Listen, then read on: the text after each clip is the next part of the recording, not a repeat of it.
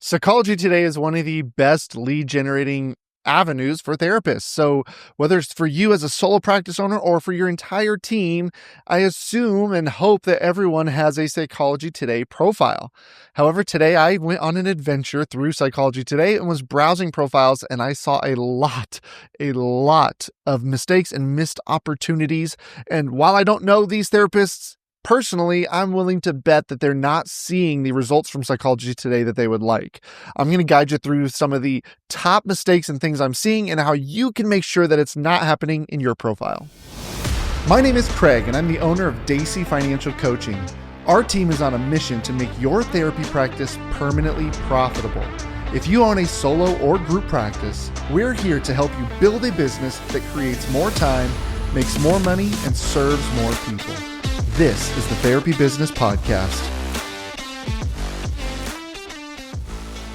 All right. So like I said, I've been spending some time scrolling through and part of me wishes I could share these profiles, and I probably could. However, I don't want to be calling anybody out or shaming them or embarrassing somebody. So because truthfully, these are common mistakes that I'm seeing, and it really has nothing to do with them as a person. In fact, I bet all of them or most of them are amazing therapists, but what's coming across is not being articulated that way. And I am willing to bet that most people are just scrolling right past them and moving on to somebody else. And so let's talk about some of the things that I am seeing and ways that we can fix this. So number one is bland photos. So we want to showcase our personality on Psychology Today. Therapy is a relationship. It's a relational thing. People need to be able to trust you. It's already a lot for them to be doing this research, admitting they need help, trying to find someone. There's so many factors in play of, can I afford this? Can this person help me? Am I too far gone? Am I going to like them? All these things are coming to play. And the first thing somebody looks at when they're scrolling is your picture. We want to have a good picture. I've seen a bunch where it's grainy. It's a bad photo. It's them with somebody else where their face is half cropped. It's boring. Maybe it's just a headshot where they're, close mouth smiling. They're not showing any personality. Any way that you can showcase personality is going to be huge. So instead of taking a picture in front of a blank background like you would for a resume or for something professional, this is, how can I show them my personality, who I am? How can I show them what I enjoy? What do I like? So still keeping it professional, making sure it's done with a good quality camera, ideally with a professional photographer, but maybe it's you in your office space. So you can showcase a little bit about what that space looks like when they show up. Really focus on your facial features. Are you loose, relaxed? Are you having fun? A lot of times I like to see therapists take pictures of them almost laughing, enjoying, and just showcasing joy versus this buttoned up, just like smile, which is awesome. I mean, it's better than nothing, of course. I've seen plenty where there's no picture at all, and trust me, or it's a picture of their office space and not their face at all. Those are going to be not converting probably at all. If it were me, I wouldn't even click on their profile. I want to know who I'm working with. It's a visual process. I want to be able to visualize working with this person. And that's why having a picture that really showcases your personality is huge. All right. The next missed opportunity I'm seeing is no video on your profile. Video, while it's not a requirement, having a video on there is going to be huge for getting and building trust. That's really what we are trying to do, is we're trying to build trust. We're trying to help potential clients know and understand that we see them, we get them, and bridge that gap. I'm a huge fan of video and podcasting and getting my personality out there because just like yours, my engagement with our clients is relationship based. It's huge. There is a lot of fear, anxiety, fear of judgment, a lot of shame around finances. And so we know and acknowledge that scheduling a call with someone on our team is a huge step. And so we want to bridge that gap. The amount of times that people get on a call with me, on a consultation call, and just even from out the gate, just say, man, I feel like I already know you. They recognize my background. They have engaged with me in some capacity through video or through the podcast. It eases that anxiety, that stress, and that tension, and trust has already been established.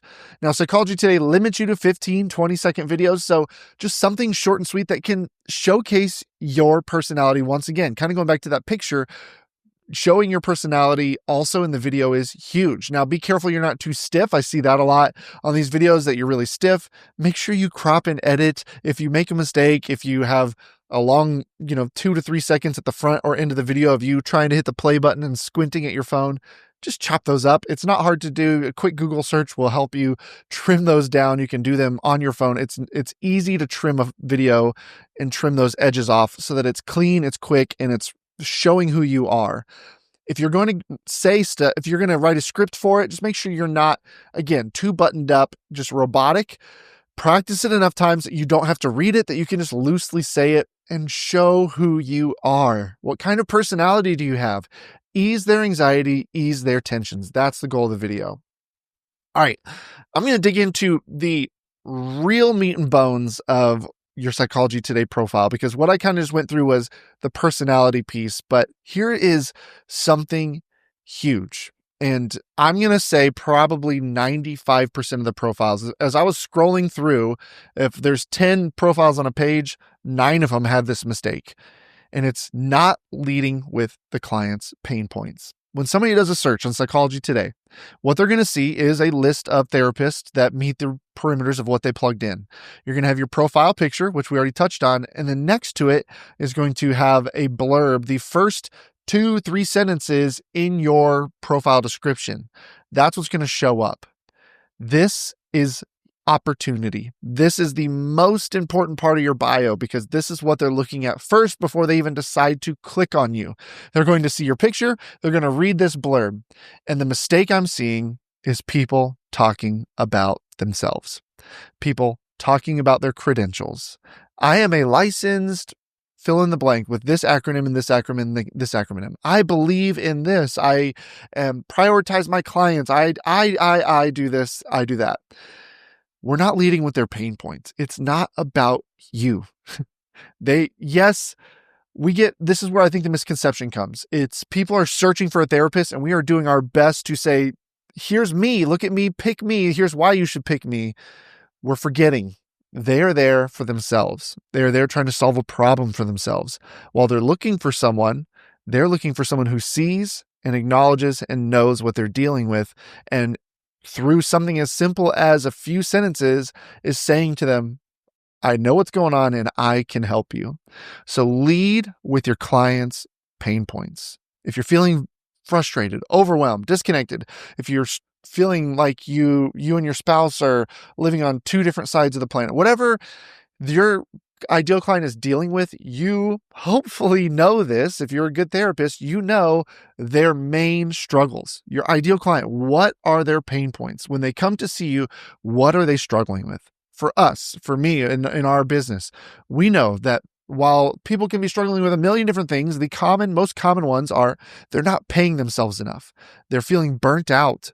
They feel like they have no clarity or plan when it comes to their money. They feel like a failure. They wish that they could take home more money and that they could free up their time. These are all common pain points that we try to speak into because we know it. We've lived it. I have lived it. I have been there. I know that feeling, and I know there's hope, and I know we can help. We have to lead with that. If you do this one, if out of all the things I'm going to talk about, if this is the one change you make, it's going to be huge, because you're going to jump out, because I promise you're going to change it, do a search, find yourself in that search, and look at yourself compared to all the other therapists. And they're all, I bet you 9 out of 10 of them are going to be me. And then here's going to be you. And as I found the people who already do this, the ones who stood out, I clicked on their profile and they were the most compelling candidate. And I am willing to bet that they are getting a lot of leads through Psychology Today.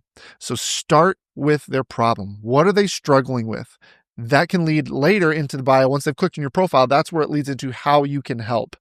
They don't care about your acronyms. And that leads us into the next one, which is your people write it like it's a resume instead of speaking to the client. They don't care about your certifications and your acronyms. Most of them don't. They don't even know what they mean. They don't even know what they serve. All they want to know is, here's how I feel. Here's what I struggle with. Can you help with that?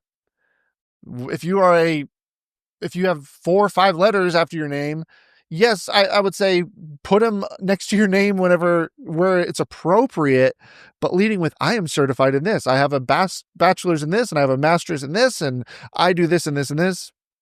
We're leading with the problem, and then we're speaking directly to their experiences, and we're speaking directly into how you can help them. What I would encourage you to do is go through and count how many times are you using the word I, me, we, where it's all about you or your company. Count it out and figure out how many times it's there. And then count how many times you're using the word you or something focusing on them.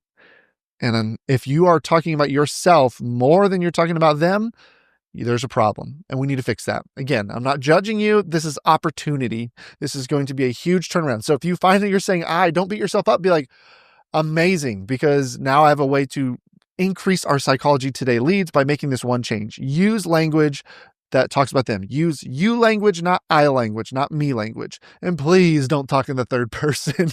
I saw a couple of those. Craig Dacey is a licensed therapist.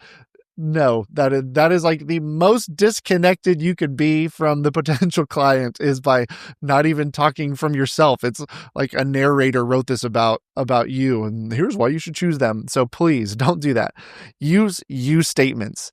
We can help you feel better doing this. After therapy, you will feel more like this. So it's that piece, changing your phrasing from I to you. All right. The next one is poor formatting, or just like a wall of text, or even worse, bad grammar. Please proofread it. Please ask a few friends to proofread it. Please use paragraphs and punctuation and show your competency level in there. When somebody clicks on your profile, if it's all one giant block of text, back button. No one is going to read that. We want it to be digestible. Most people are going to skim. Most people are skimming because the odds of your profile being the first one they clicked on is slim. They've probably clicked on a few. They've probably been doing this for a little bit, and they're not reading word for word everybody's profiles, because most of them are already saying similar things. So we want to break it apart. Make sure it's not too long or too short. Ideally, we want 150 to 200 words. So try and hone in on that and use multiple paragraphs as you're doing that. So breaking it apart into chunks, I usually say 2 sentences, maybe 3, and then you do a line break. So really chunking it out into sections. That's going to help drastically with just how people read it, how people skim it, how you can talk to them. If you're wanting to get cohesive on how you're doing this, here's a way to break it up into 3 parts as you're writing your bio or your description. The first part, the first 2 to 3 sentences, once again, are the client's pain points. What are they dealing with? What are they struggling with? Don't go too broad on this. You're not trying to help everybody. You are trying to hone in on the ideal client. If you have a specialty, focus in on that. What are they feeling? What are they struggling with? Then the middle section is how you can help. And once again, using you language as much as you can. So what is therapy going to do for them? What is working with you going to do to their life? How does that help? If you are wanting to talk about your office, if you're wanting to talk about those things, post a picture.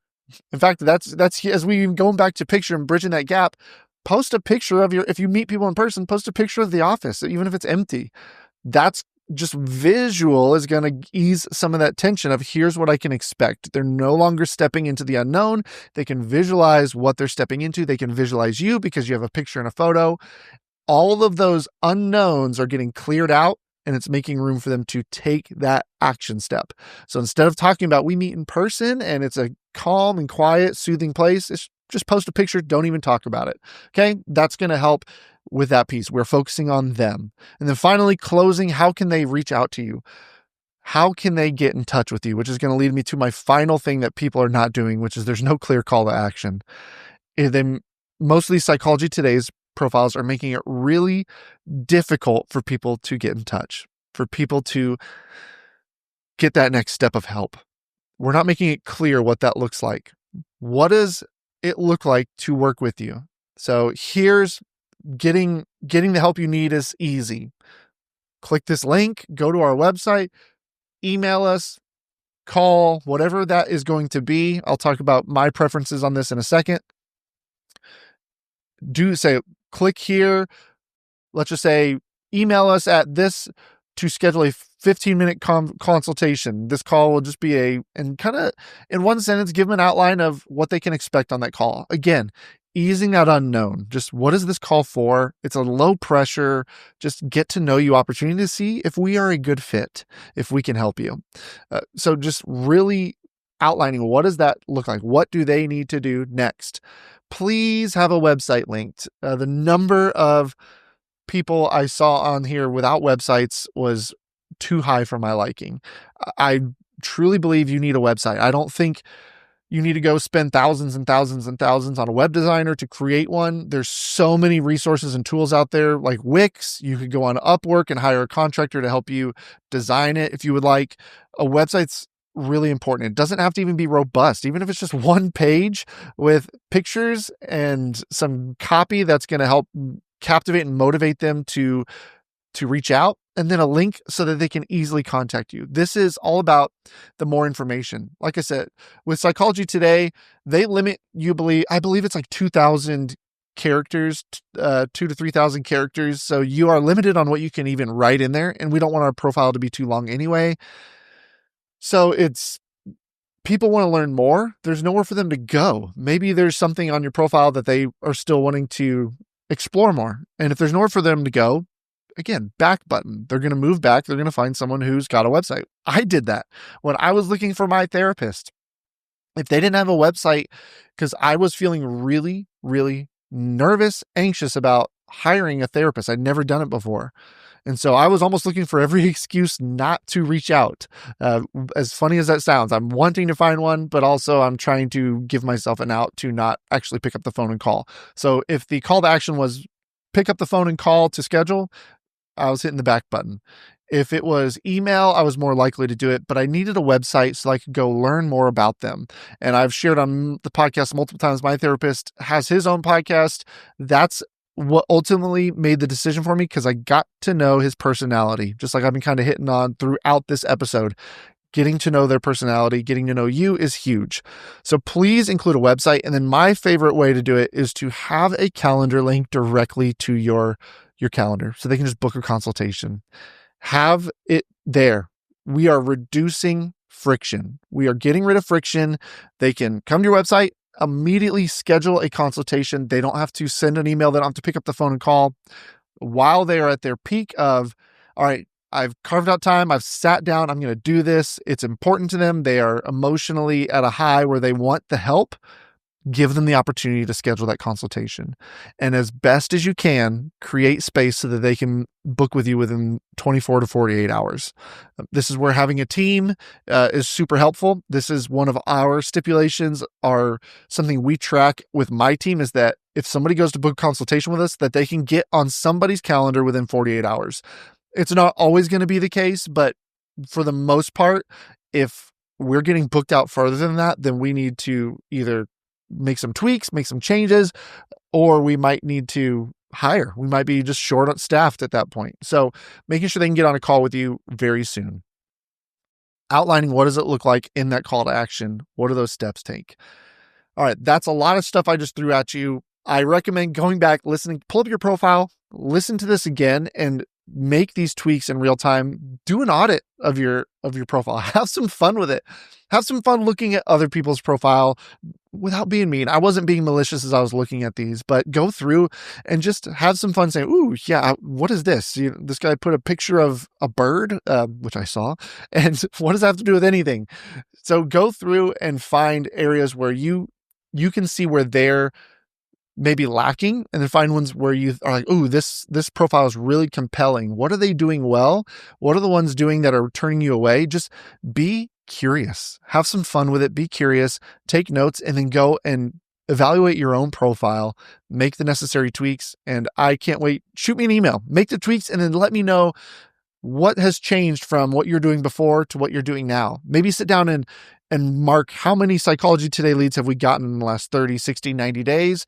And then moving forward over the next 30, 60, 90 days, track it again and see, do we see an uptick from these changes and tweaks that we're making? And then shoot me an email. I would love to hear how it has positively impacted your business. All right. I'm rooting for you. I hope you're just swimming in leads and clients, your ideal client, and that business is just going to grow exponentially once you get your Psychology Today profile honed in. I do have a full episode where I talk about other ways to improve your Psychology Today profile. Scroll through, find that episode, listen to it. While some of these are on there, there's also some other ideas and other ways that you can improve it that maybe we didn't hit on today as I was going through the mistakes that I commonly see. So check out that episode, improve that profile. I can't wait to see it, and I'll talk to you guys next week. Thanks for joining us on the Therapy Business Podcast. Be sure to subscribe, leave a review, and share it with a practice owner that you may know. If your practice needs help getting organized with its finances or just growing your practice, head to therapybusinesspod.com to learn how we can help.